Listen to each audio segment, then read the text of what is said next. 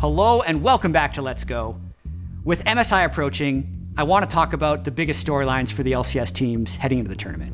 Jensen and Inspired might have some issues to work through, and I want to see if they can. I want to see Core JJ and how he does at his first MSI since 2019, now with a roster that's more his own creation.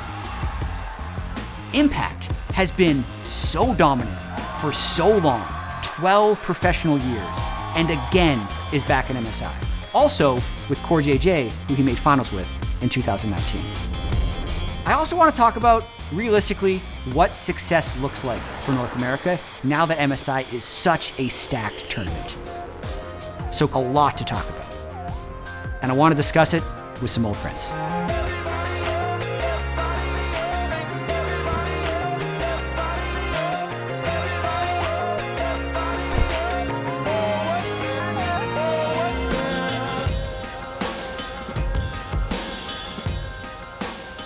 So, Inspired got into a little bit of controversy after the finals. The dGon interview. He was speaking from the heart, you know? He had some words and he had some opinions. And then you went Lee Sin, Diego, Lee Sin. Game one was not my fault. Game one was just Jensen's fault. I think he just played like vegan. A lot of people had really strong reactions to that one. Did you? But it seemed... I'm people. It's... I mean, I have absolutely no issue with criticizing your teammate, but you do it to your teammate, right? You go talk to your teammate and you say, hey, this is what you messed up. You know, this is what we should have done different. I think you played poorly today. Like, I think you need to be able to have that kind of honest conversation, and that's one of the things that he gets a lot of credit for. I think it is wildly different to go and do a public-facing interview where you basically are just roasting your teammate, and it feels like deflecting almost all blame from the series, right? To me, that is so different, and that's where I have an issue with it. And I know if I was his teammate and I was the one that he was talking about, I would be pissed. In LCS, it's not like a normal job where it's like you're clocking in, clocking out, and you tolerate your annoying coworkers. It's like this is an all-day everything. You're giving your all to the game, and you want to be successful, and like you need to be on the same page as your teammates. You need to like have trust that you're all putting your best foot forward. You want to have trust that your teammate doesn't like think you suck and is bad mouthing you in interviews and stuff, because like that's just super disrespectful. I've definitely played with players who like didn't like the way I was playing, and I would see them like typing to their friends on like Discord or Skype like right next to me saying like this guy sucks. I'm just like, what the hell is going on here? Like, if you have a problem with what I'm doing, like say it to me, right? Like, I think it's also interesting because you could kind of see in the series where they kept picking him Annie, which is not normally what you think of when you think of like a Jensen champion. No. Usually you think of him having more range, being one of the safer control mages and scaling up and creating for later. I feel like there's no world where Jensen's the one being like, pick me Annie here. Yeah. I want to play Annie. Again. But do you want to run back Annie? I mean, we could just pick like... Yeah, just pick Annie if they leave it open. I mean, if the Azael is banned, do you think you will watch? I mean, I guess, yeah. For me, the most important thing... 30 seconds. Yeah, we're choosing blue side. Just play Annie, just play Annie. I think the weird thing to me about the fact that they have, Jensen on Karma and on Annie exclusively in finals is that Jensen was crushing in playoffs, not playing that style. He had incredible Ahri games, he had really good Hwei games. Against JoJo, he was absolutely dominant. JoJo didn't even get a single kill against him in that series, against anyone in that series. And I just thought throughout all the playoffs, Jensen was playing classic Jensen League and crushing. And then so to go into finals and say, no, you have to play this style that like you haven't really played your entire career and expect him to do it in the exact way that you want him to do it, I thought was kind of bizarre, because I feel like when you sign Jensen, you know exactly what you're getting. Like that's why he's been so good. I mean, it's absolutely something they're gonna have to talk out, and it's probably not gonna be a fun discussion. It'll probably be like fairly heated, but I think the alternative is if you don't do that, if they just awkwardly act like it didn't happen, like it's going to be so unbelievably dysfunctional.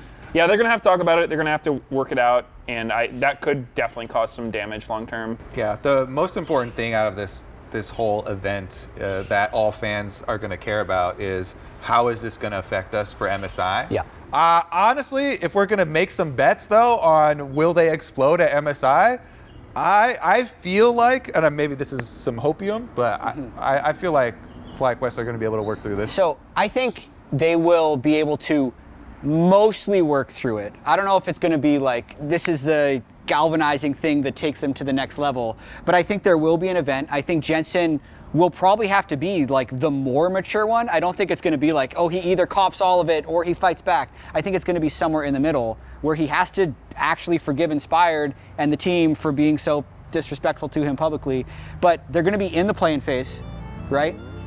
And I think they'll probably get out of the play-in phase, and those reps that they get before they actually make it to the final bracket stage are going to be really valuable. Say I done powered up, level at 10,000 and climbing. No, I've been bad it, to them looking back from around me. Mind what it is. Really, I just came here to kill shit. Gotta see this more gonna billboard. Thank the good Lord, I'm gifted. This year is also kind of exciting because North America made it to finals of MSI in 2019, not too long ago, and we have 3 of those players going to this MSI as well in CoreJJ, Jensen, and Impact. So we have so many veteran players that have been to the end of this tournament. You think we're going to get there again? You know, this is the first time the TL's even been back to MSI since 2019. It's the first time they've won a title since 2019. And it's kind of really interesting to talk about this team and this roster that did it, because it felt, not that they didn't have big names on the team, I mean, they have 2 former world champions on their team, but the way in which they won, it felt like they had stopped trying to import the biggest name, import the biggest player, and win in that way. And for years after Doublelift, it felt like that was what they were looking for when they brought in Seven, when they brought in Alfari, when they brought in Hansama, all these guys that were supposed to be these big superstar lanes. And it's actually with APA and Jan as your carries that you finally win a title, when it almost in a way felt like their goal was no longer to win a title, is when they finally win a title and are going back to MSI. I will say, for CoreJJ, pretty much since 2021, even though it didn't immediately show in the way Team Liquid was constructing their rosters, he's wanted to play with younger players. He's been wanting this for an extremely long time. I mean, CoreJJ was duo queuing with Jan during scouting grounds to help decide which AD carry to draft. It's been 4 years that CoreJJ has been trying to build up younger players, and it actually was the best version of Team Liquid since 2019. What's interesting to me now is how it's going to pay off at the international level, because that 2019 team did actually reach heights that no other North American team has been able to reach since. So that's where I think CoreJJ can find the history of what he's done before and try and play that forward into new hungry players, because I think the combination of younger and older players is just the better combination in League of Legends now. I think you see it across so many different teams across the world. So obviously the chances are low because North America hasn't won that many games against other regions, especially Korea and China, but CoreJJ and Impact were those players that made it happen back then, so there's a chance they can do it again. I think one of the things that really gives me hope and gets me excited for this tournament for North America is the change that I saw in Team Liquid over the course of our playoffs, where they adjusted their play, and we had the players on multiple times in interviews throughout the process in playoffs talking about this mindset shift that they had to make in being more aggressive, more proactive, taking more fights, and being willing to just throw down in a lot of these scenarios. It's CoreJJ with the flash of the ball from the red line.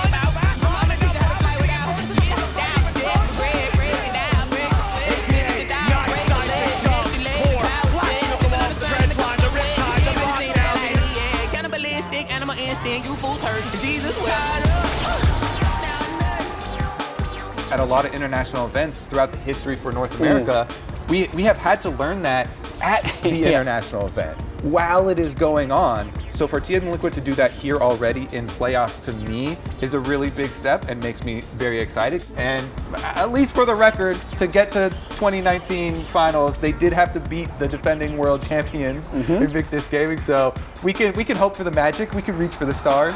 Ladies and gentlemen, Team Liquid will do it. Haters, be silent. Expectations, be damned. One of the biggest moments in League of Legends history as Team Liquid take down the reigning world champ.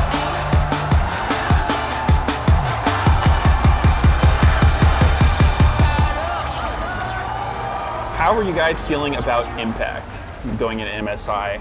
I think he's looked really good for all of LCS playoffs. Kind of the GOAT at this point of top lane, the grandfather, if you will.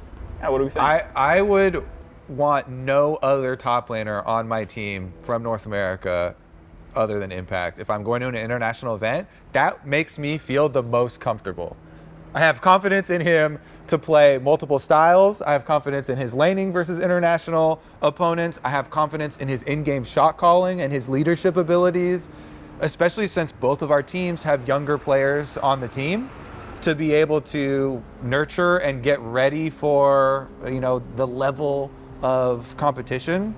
I just feel like Impact is, like you said, such a great, long-standing North American top laner. I would feel safer with nobody else. The warm embrace of Impact in my top lane. His career is actually incredible when you look at the longevity as well as his current level of performance. A 2013 world champion with Faker comes over to NA quite early. It was 2015. And he's been here for 9 years, won 6 LCS titles, and it's not like he has had massive dips in his career. Even when he wasn't good, he was always towards the top of the entire LCS. And then the thing he does more than other players, and this might be just because his baseline, like his floor is so high, he will peak during the playoffs.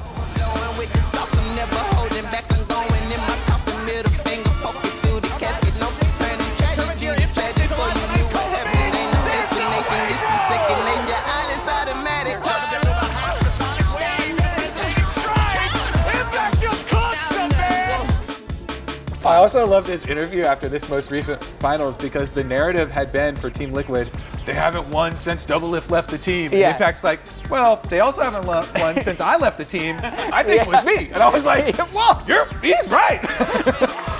To me, kind of easy that game, my opinion. Like second game too. I mean, they're choking, So like, also, Team Liquid finally win again, right?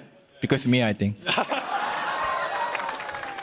He's someone who just genuinely loves the game, and it's so contagious. Like, I got to play with him for like 2016 summer. Just such a fun guy to be around. Like, he's such a good attitude, and he's the kind of guy you can just ask him about the game. And for a lot of players, like they don't have that level of passion, right? It's like I'll ask teammates, I'm like, yo, what do you think about this jungle match? And they're just like, I don't know, man. Like, that's not my role. I don't care. But Impact will actually look at it. He'll break down things with you. Yeah, I mean, love to see it. I think it totally makes sense why he's been successful for so long, just because he cares about the game and he's just got a good attitude. Longevity to me is so important when discussing the legacy of a player. It is so hard to maintain, and I think anyone who's been at the top of a field can really quickly realize that, how hard it is to maintain your level at the very top of a very competitive field for years and years and years and years, right? Because the game has changed so many times. There's these discussions that pop up from time to time where it's like, season 1 world champions would lose to a diamond flex SKU team now or whatever. And whether or not you believe that, you can look at plays that used to be considered truly revolutionary and incredible and amazing are now commonplace. Like Insec, the Insec play is the most common example that's given, where it's like when it was seen first in pro, people are mind blown. And now you see that from silver Lee Sins and gold Lee Sins. And so I think it's so cool to put in the perspective that Impact was there for all of that and has been able to evolve his game and continually improve and stay at the top of the pile through everything. Dude, that Insec one specifically, they've also made it a lot easier now than it used to be.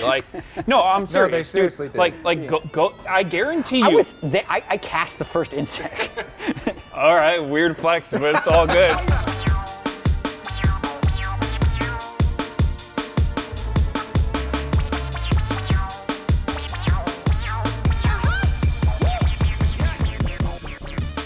I want to ask, though, what success looks like. Because I don't think winning. We're going to win MSI. First place, baby. I'm just going to throw it out there. I don't think NA is going to win MSI. I would consider this previous Worlds, this most recent year, success. Yeah. And that looked like beating Europe. Okay. That to me was a success because... That's a huge success. Because the the lofty goals of taking down number 1, number 2, LCK and LPL are extremely intimidating. If you can get that, then it is one of these huge upsets, and it's something that will cause a huge celebration. But a more reasonable goal is probably to beat LEC, which is much more competitive to our region. I mean, they're beneath us. Well, currently, I mean, with the 2-0 over G2. So, I have some stats. No, don't say them. You don't want to hear the stats? You don't believe in stats? That's history, okay? It is history. Those are previous years. I mean, in terms of what success looks like, I just want to call our minds back to what happened last year. Okay. So yes, I agree that Worlds was a success, and I want a similar type of success. I want NA to get drawn against EU so that they can fight again. But from a yearly, like if we look at the year-over-year results, We don't need to look at those. we had one Those win. are silly statistics. North America had one win against Korea and China. Over the last 3 Let's years. do it again, One, baby. last year, just last year. Last year, okay. One win. Do you remember the win? It's just a single best of 1? Yeah, that's in every game that NA played Korea or China, there's one best of 1 win. Golden Guardians beat BLG in the play-in best of 3, 1 game. Easy. Yeah. Yeah. But aside from that, they lost every game. TL was very close to beating T1 in the first Swiss game. Yeah. But then ultimately, the 2-0 over G2, I think set the bar for what success will look like. I did this exercise because I wanted to see what the actual numbers were showing, right? Because we can talk about hope, we can talk about, playing aggressively. It is highly unlikely that NA wins, so it's, I think, important to go in with the right expectations of what a success looked like, and I completely agree. I just really want the North American teams to beat Europe and G2. And that's our main rivals, right? I would also say for me, success is also being at least competitive in some games against LPL and LCK. Big agree. I think that it's like when you go in and there's no hope at any time throughout the entire game, then it's not that fun to watch, right? Let's be honest. And like, Oh, it's not. Where it's like when the TL game, like that was a lot of fun to watch. TL Versus T1. Piosek just had an insane game against T1, was going absolute monster mode, and that was really exciting, right? They still lost the game, but I still loved watching that game. That was one of my favorite games I watched at Worlds. At least leave the other team being like, yeah, you put up a good fight, like GG kind of thing, not just like, wow, that was a waste of our time. Like, what are you doing here?